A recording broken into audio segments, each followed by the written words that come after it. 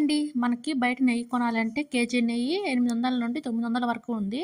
మనకు కావాల్సిన నెయ్యిని మనం ఇంట్లోనే ప్రిపేర్ చేసుకోవచ్చు. నేనిప్పుడు ప్రిపేర్ చేసిన నెయ్యి 10 డేస్ నుండి తీసిన వెన్నతో చేశాను. 1/4 కేజీ నెయ్యి వరకు వచ్చింది. మనం పెరుగు తోడుకున్నాక ఆ పెరుగు 1 అవర్ ఫ్రిడ్జ్‌లో పెడితే వెన్నంతా ఒక లేయర్‌గా ఫార్మ్ అవుతుంది.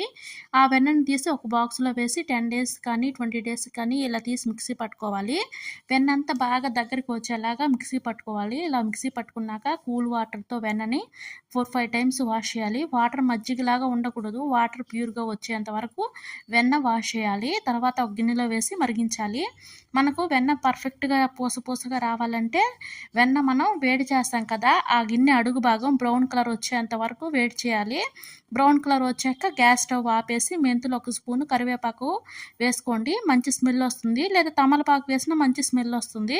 పూర్తిగా చల్లారాక వడకట్టి ఒక బాటిల్‌లో స్టోర్ చేసుకొని మనం యూజ్ చేసుకోవచ్చు.